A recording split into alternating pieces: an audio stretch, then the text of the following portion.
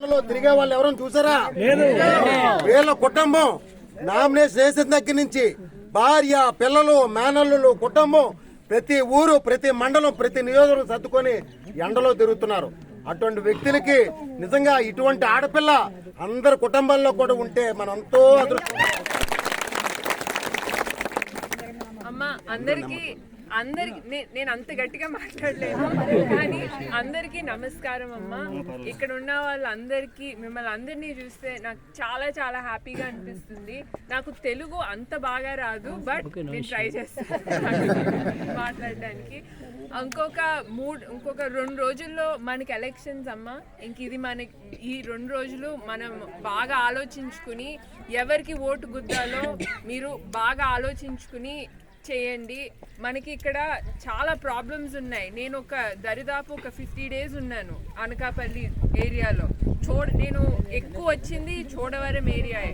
మీకు రోడ్డు లేదు, తాగడానికి మంచినీళ్ళు లేవు, డ్రైనేజ్ లేదు. ఇక్కడ ఎక్కడికో వెళ్తే వాళ్ళు రోజు ఈత కొట్టుకుని పనికి వస్తారని, బ్రిడ్జిలు లేవు. ఆలోచిస్తుంటే ఈ 5 సంవత్సరాలు ఏం చేశారు అని అనిపిస్తుంది. మీరు ఒక్కసారి ఆలోచించండి. రమేష్ గారు వచ్చి దరిదాపు ఒక 50 days అయింది అనకాపల్లి ఏరియాకి. ఆల్రెడీ నరేంద్ర మోడీ గారిని రప్పించారు. నరేంద్ర మోడీ గారితోనే స్వయంగా చెప్పారు ఈ ప్రాబ్లమ్స్ ఉన్నాయండి మాకేం చేస్తారు అంటే, ఆయన అప్పుడు మీటింగ్లో చెప్పారు. మీరు విన్నారో లేదో నాకు తెలియదు. నేషనల్ హైవే వేయిస్తున్నాడు ఆయన అనకాపల్లి లోపల నుంచి వెళ్ళాలి. ఆల్రెడీ చోడవరం అనకాపల్లి రోడ్డు మాట్లాడుతున్నాము. కొంతమంది కాంట్రాక్టర్లు ముందుకు వస్తున్నారు, ఆ రోడ్డు వేయిస్తున్నాం. ప్రతి జిల్లాకి మినరల్ వాటర్ ప్లాంట్ ఒకటి స్థాపిస్తున్నాం ప్రతి గ్రామానికి. సో మీకు మంచినీళ్ళు సమస్య అక్కడితో తీరిపోద్ది. డ్రైనేజీలు అన్నీ మూయిపిస్తాము. ప్రతి ఏరియాకి ఒక కుళాయి పెట్టిస్తాము. మీకు తాగడానికి మంచినీళ్ళు కానీ ఏది ప్రాబ్లం రాదు. మీరు పొద్దున్నే లేచి అక్కడ బిందులతో నుంచోవాల్సిన అవసరం మీకు ఉండదు. అర్థమైందా? చూడండి, రమేష్ గారు చాలా కష్టపడతారండి, మీకోసం కష్టపడతారు. ఆయన సొంత గ్రామంలోనే ఎంతో చేశాడు. ఆయన ఎంతో వెనకబడి ఉన్న కడప జిల్లా ఆ గ్రామాన్ని ఇప్పుడు మొత్తం ఇండియా మొత్తంలో బెస్ట్ విలేజ్గా అవార్డు తీసుకుంది. అంత చేశాడు.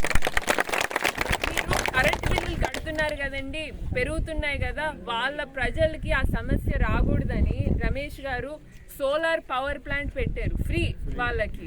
మీకు అందరికీ ఇంట్లో కేబుల్, నెట్ ఇదంతా వస్తుంది కదా, ఆ ఊర్లో అందరికీ ఫ్రీ, అన్ని ఫ్రీ, మొత్తం ఫ్రీ. యూట్యూబ్ లో చూడండి. 60,000 మంది జనాభా ఓటర్స్ ఉన్నారు ఆ విలేజ్ లో. మొత్తము కోట్ల దుత్తి విలేజ్ మొత్తం వాళ్ళంతా కూడా A to Z ఫ్రీ, అంతా ఫ్రీ.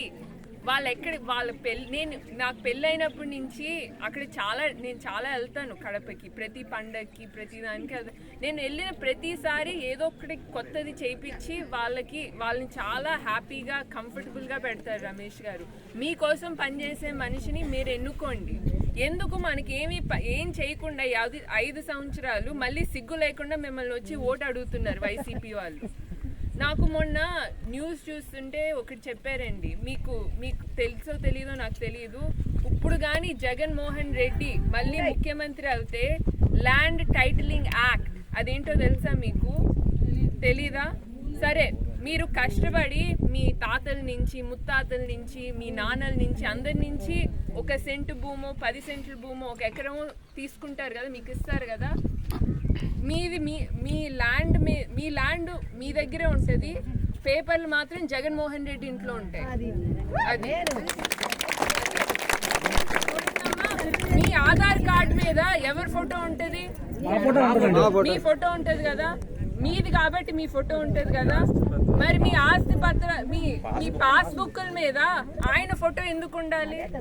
ఆయనది అవుతుంది కదా, మీది ఎలా అవుతుంది? అంతే కదా. అందరినీ మా అక్కలు, మా చెల్లెళ్ళు అంటాడు కదా. ఎందుకో తెలుసా? మీ భూమి తీసుకుని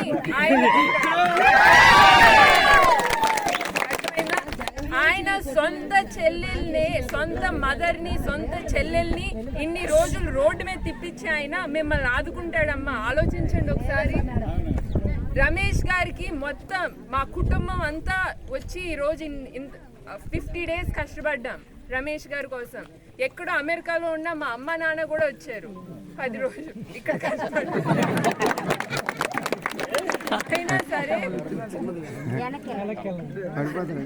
అయినా సరే ఇంతమంది కష్టపడుతున్నాం కదా, ఆయన ఫ్యామిలీ నుంచి ఒక్క మనిషి అన్న వస్తాడా చెప్పండి? ఈ రోజు మా అన్నకి ఓటేయద్దు అని స్వయంగా వాళ్ళ సొంత చెల్లెలే చెప్తుంది.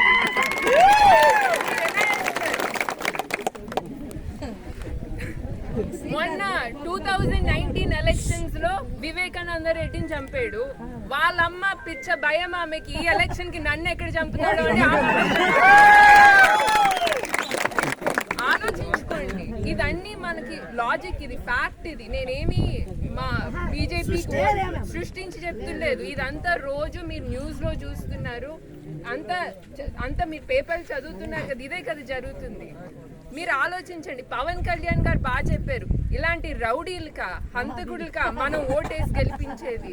క్రిమినల్ పాలిటిక్స్ ని మనం ఎప్పుడు ఎంకరేజ్ చేయకూడదు. మీది ఆయనది ఎప్పటికీ అవ్వదు.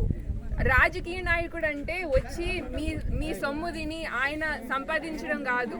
మీకు ఏదన్నా చేయాలి, చేయించి ఆయన దాంట్లో ఏదైనా, ఆయనకి మనం ఇచ్చింది ఏంటి? పవరు. మా ఆస్తులు తిని మా పీకల మీద వచ్చి కూర్చోమని మన హక్కు ఎవరికి ఇవ్వము కదా.